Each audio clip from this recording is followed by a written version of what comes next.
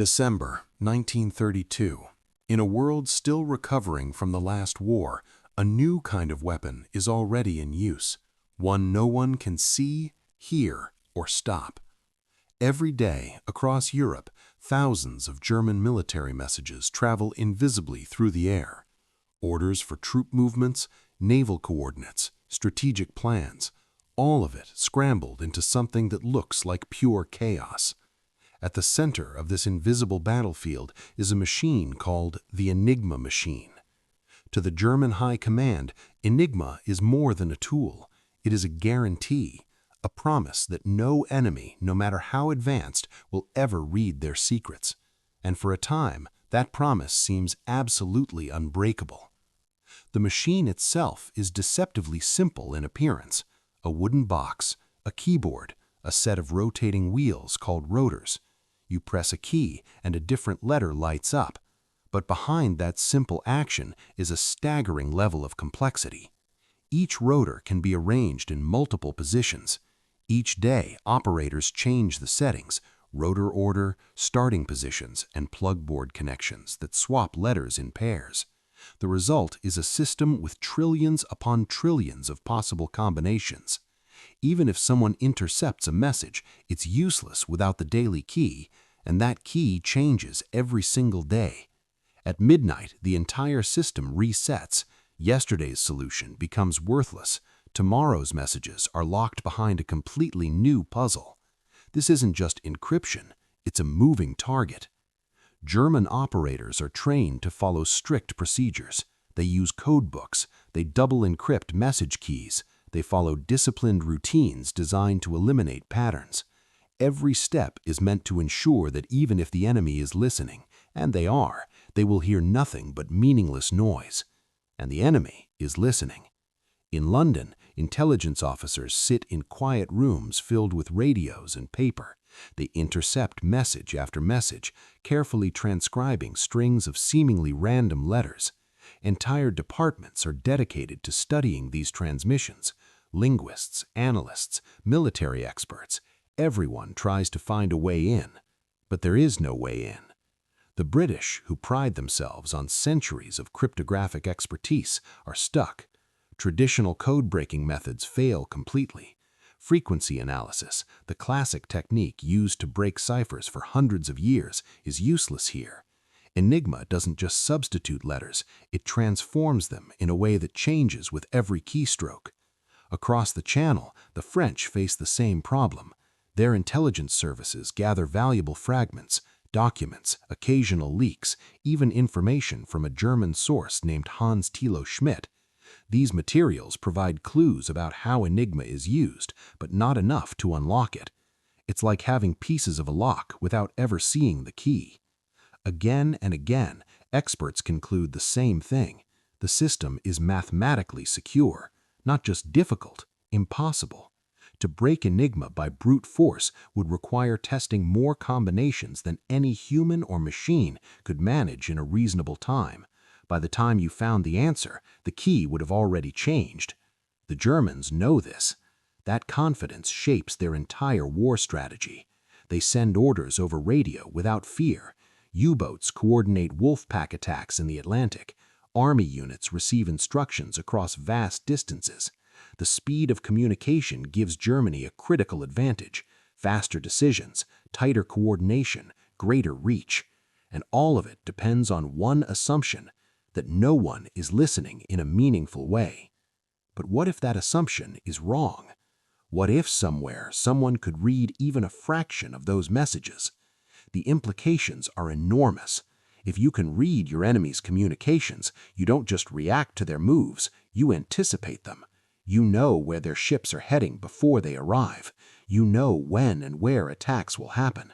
You can reroute convoys, reinforce positions, avoid ambushes. You can turn the tide of a war without firing a single shot. This is why Enigma matters, not as a machine, but as a shield protecting the entire German war effort.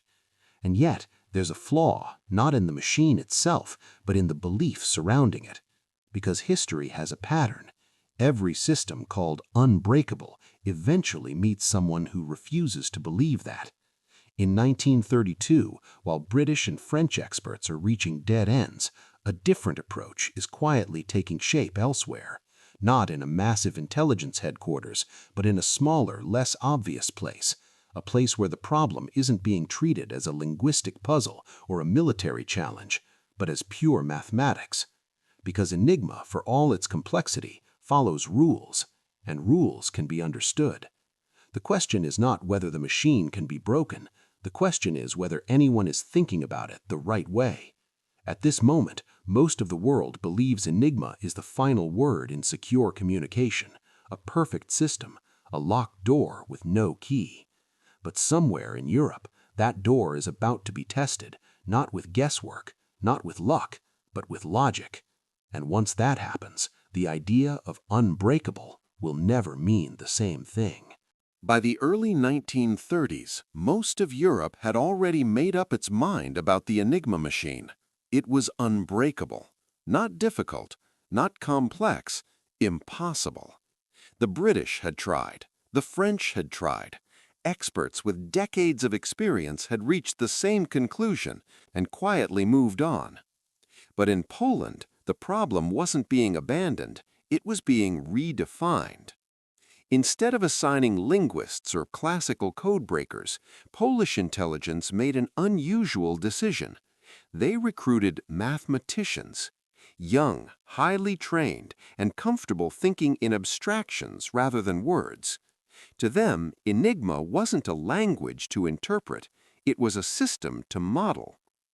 At the center of this effort was a 27-year-old mathematician, Marian Rejewski. He didn't look like someone about to change the course of history. Quiet, precise, methodical. But he had something others didn't, the willingness to treat Enigma not as a mystery, but as a set of permutations, a machine governed by rules, not magic. And rules, no matter how complex, can be broken down. The Polish Cipher Bureau had one advantage the British and French didn't fully exploit. Through intelligence sharing, they had obtained documents from a German source, Hans Thilo Schmidt. These documents described procedures, how operators used the machine, how keys were selected, how messages were formatted. They didn't reveal the internal wiring of the rotors, that remained a complete secret, but to Rejewski, the procedures were enough. He approached the problem mathematically. Instead of trying to guess messages, he analyzed how the machine transformed letters. Every time a key was pressed, the rotors moved, changing the substitution in a predictable but complex way. It wasn't random, it was structured. If you could understand that structure, you could reconstruct the machine. Rejewski began building equations, representations of how letters were permuted through the system. He focused on a specific German procedure, the way operators encoded the message key twice at the beginning of each transmission. It seemed like a small detail, a routine step, but it created patterns. Hidden beneath layers of encryption, those patterns left traces, not obvious ones, not something a human could spot by eye, but mathematically they were there. Rejewski followed those traces. Step by step, he translated Enigma's operations into permutations and cycles. He wasn't trying to guess the wiring, he was solving for it, like an equation with missing variables, where the output is known and the task is to determine what produced it. It was a completely different way of thinking. Weeks passed. Then something extraordinary happened. He succeeded. Without ever seeing the actual machine, without touching a single rotor, Marian Rejewski reconstructed the internal wiring of Enigma. What the Germans believed to be their most closely guarded secret had been deduced purely through mathematics. For the first time, Enigma was no longer a black box, it was understood. But understanding the machine was only the beginning. The real challenge was keeping up with it. Because the Germans didn't use a single static configuration. They changed settings daily. Rotor positions, order, plug board connections, Everything shifted constantly. Even with the wiring known, decrypting messages by hand would take far too long. So the Polish team built tools, mechanical, methodical, designed to automate parts of the process. Rejewski developed the cyclometer, a device that cataloged the characteristics of different rotor settings. It allowed them to pre-compute possibilities, turning an impossible daily problem into something manageable. Meanwhile, his colleagues Jerzy Różycki and Henryk Zygalski made their own breakthroughs. Różycki worked on methods to exploit operational habits, finding ways to reduce the search space. Zygalski created perforated sheets, now known as Zygalski sheets, that could be overlaid to reveal valid key settings through alignment patterns. Individually, each method was powerful. Together, they formed a system capable of reading Enigma traffic. By the mid-1930s, Polish intelligence wasn't just experimenting, they were actively decrypting German messages, quietly, consistently, without the Germans having any idea. It was one of the greatest intelligence breakthroughs of the century, and almost no one outside Poland knew it had happened. But the advantage was fragile. The Germans, unaware of the breach, continued improving their security. They introduced more rotors, increased complexity, expanded the number of possible configurations. Each change multiplied the difficulty of decryption. What had once been manageable began to strain the Polish system. Time, resources, and manpower were limited. Poland was not a global empire with vast intelligence networks. It was a nation caught between powerful neighbors, racing against a clock it couldn't control. And that clock was ticking faster, because by the late 1930s, it was becoming clear that another war was coming, a larger one, a more destructive one. And when it began, Enigma would be at the center of it. The Polish mathematicians had done something extraordinary. They had taken an unbreakable system and broken it. They had turned theory into practice, logic into intelligence. But the question now was different. Could they keep up? Or would the system they cracked evolve beyond their reach, just as the world was about to need it most? By the late 1930s, the balance was beginning to shift. What had once been a breakthrough was now turning into a race. The Enigma machine was no longer the same system Marian Rejewski had first unraveled. The Germans, confident in their security, continued to refine it, adding complexity, tightening procedures, expanding the number of possible configurations. At first, the Polish methods held.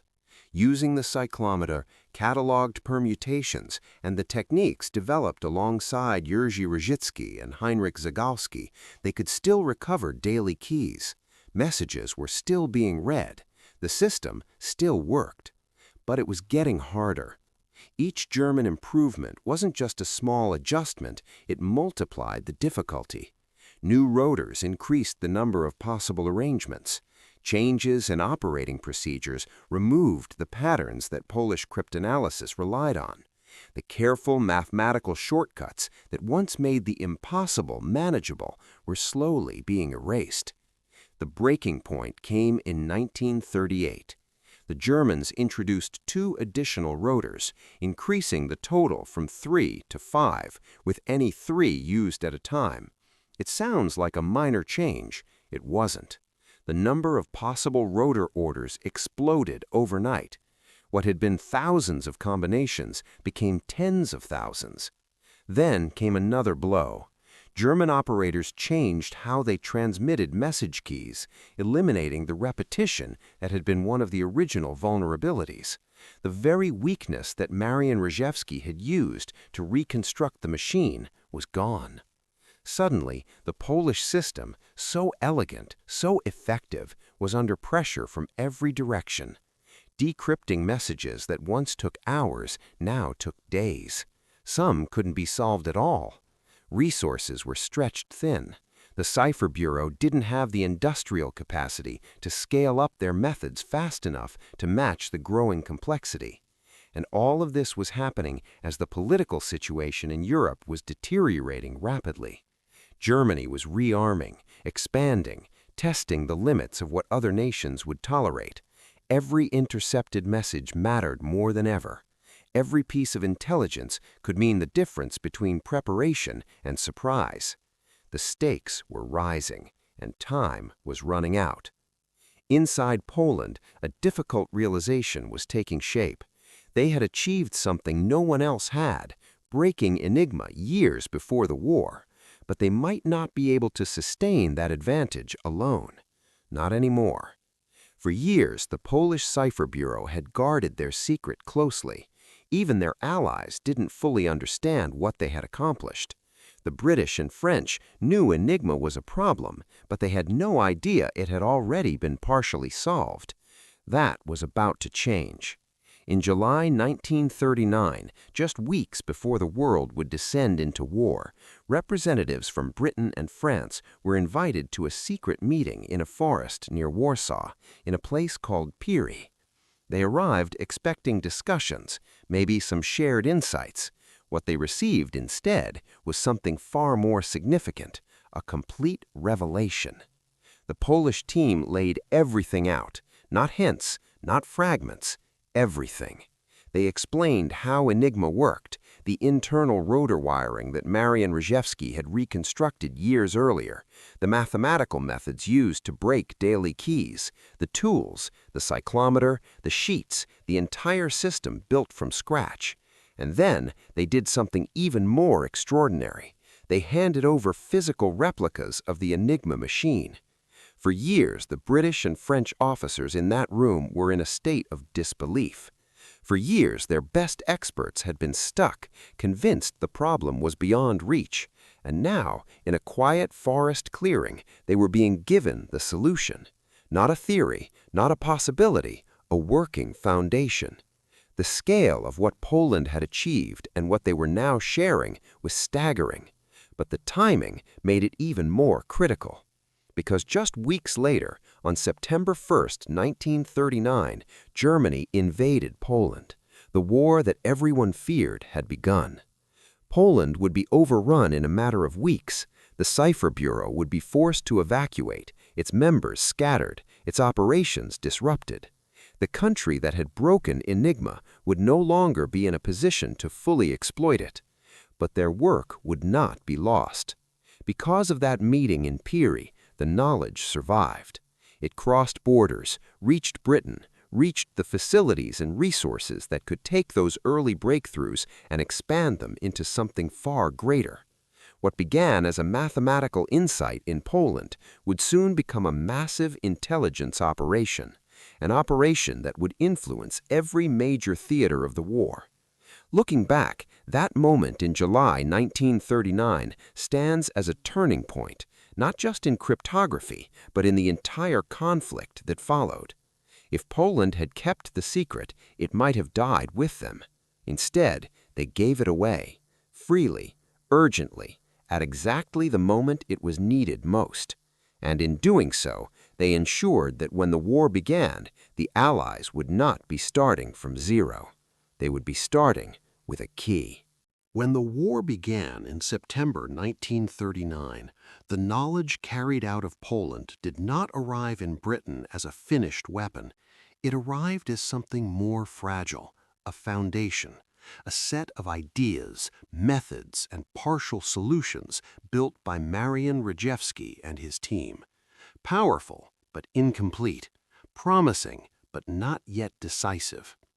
To turn that foundation into an advantage, it needed scale. That scale would be found at Bletchley Park. At first glance, it didn't look like the center of a global intelligence effort, a quiet country estate, old buildings surrounded by fields, but behind its walls, something unprecedented was taking shape.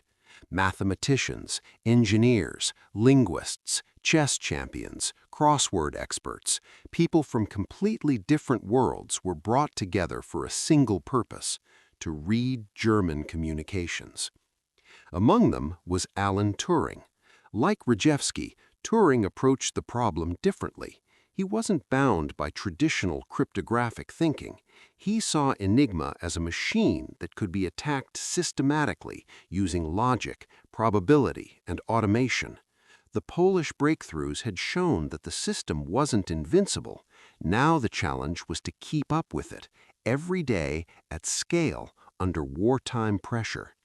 Because Enigma was still evolving, the Germans continued refining their procedures, more rotors, more complex settings, stricter discipline. The window for breaking each day's key was narrow, sometimes just hours. If you missed it, the information was gone, and with it, the opportunity to act. So Bletchley Park industrialized code breaking. Building on Polish concepts, British engineers developed new machines, electromechanical devices designed to search through possible Enigma settings at incredible speed. These machines became known as bombs, not because they exploded, but because they detonated the complexity of Enigma, tearing through combinations that would take humans years to test. Rows of them filled the rooms at Bletchley Park, constantly running, constantly searching. But the machines alone weren't enough. They needed starting points, educated guesses about what a message might contain, common phrases, predictable structures, weather reports, routine signals. These cribs allowed the bombs to lock on to possible solutions, narrowing the search space just enough to make the impossible achievable. It was a constant battle between system and counter-system. The Germans would tighten procedures, Bletchley would adapt. The Germans would introduce new variations, Bletchley would find new weaknesses. It wasn't a single breakthrough, it was a continuous process, day after day, message after message. And when it worked, the results were extraordinary. The intelligence gathered from decrypted Enigma messages was given a code name, Ultra. Ultra wasn't just information, it was foresight. Convoys crossing the Atlantic could be rerouted away from German U-boats. Air raids could be anticipated. Enemy movements could be tracked with precision that seemed almost impossible. In North Africa, in the Atlantic, in Europe, again and again decisions were shaped by knowledge the enemy believed was completely secure. But Ultra came with a cost: secrecy. If the Germans ever realized Enigma had been compromised, they would change the system, and everything would be lost overnight. So the Allies had to be careful, painfully careful. Sometimes they allowed attacks to happen rather than reveal what they knew. Sometimes they acted indirectly, creating the illusion of reconnaissance or chance. The intelligence war wasn't just about breaking codes, it was about hiding the fact that they had been broken. And hidden it was, not just during the war, but decades after. The origins of Enigma's defeat, the Polish breakthroughs, the early mathematical insights, remained buried under layers of classification. Publicly, the story was incomplete, simplified, focused on what happened at Bletchley Park, while the critical work that made it possible stayed in the shadows. Even the people involved couldn't speak. They went back to normal lives, carrying secrets that had shaped the outcome of a global conflict. No recognition, no public acknowledgement, just silence. Yet behind that silence was a truth that historians would only fully uncover decades later. The success of Bletchley Park, the machines, the methods, the intelligence that helped shorten the war did not begin there. It began years earlier, with a different way of thinking, a mathematical insight that turned an unbreakable system into something vulnerable. Without that starting point, everything that followed would have been delayed, perhaps by years, and in a war where time meant lives, that delay would have been catastrophic. So while Bletchley Park became the symbol of Allied code-breaking, it was also something else, a continuation, an expansion of an idea that started elsewhere, carried forward under the pressure of war, and transformed into one of the most powerful intelligence operations in history. an operation so secret, so carefully protected, that even in victory, the full story remained hidden. When the war ended in 1945, millions of people across Europe began rebuilding their lives. Cities were in ruins, borders had shifted, and entire nations were trying to recover from years of destruction. But for the men who had fought the intelligence war in silence, the transition was different. They didn't come home as heroes, they came home as if nothing had happened. The work done against the Enigma machine remained one of the most closely guarded secrets of the war, locked behind laws, classified archives, and strict silence. Those who had been part of it were bound not to speak, not to their friends, not to their families, not to the world. Among them was Marian Rejewski. After years of displacement, escape, and survival during the war, he eventually returned to Poland. But it was not the same country he had left behind. The political system had changed, the priorities were different, and the work he had done, arguably one of the most important intelligence breakthroughs in modern history, had no place in public memory, because officially it had never happened. There were no celebrations waiting for him, no recognition, no academic honors tied to his wartime achievement. Instead, he stepped into an ordinary life, quiet, routine, almost invisible. He worked as a bookkeeper, later as an administrator in a cable factory, then in a labor cooperative. Day after day, he balanced numbers, organized records, handled paperwork, the kind of work that keeps systems running but rarely draws attention. To anyone around him, he was just another employee. No one knew that years earlier he had solved a problem the world believed was impossible. No one knew that his work had laid the foundation for an intelligence operation that helped shape the outcome of the war, and he couldn't tell them. Decades passed like this, while the story of Allied code-breaking slowly began to emerge in fragments. It was incomplete. Public attention focused elsewhere, on visible victories, famous commanders, well-known figures. The deeper origins of that success remained hidden, buried under layers of secrecy that were only beginning to lift. Names like Alan Turing gradually became known, though even that recognition came slowly.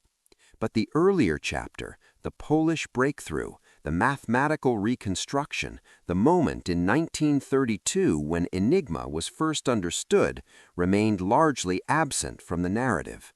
It wasn't just forgotten, it was never told. For Marian Rejewski, life continued quietly.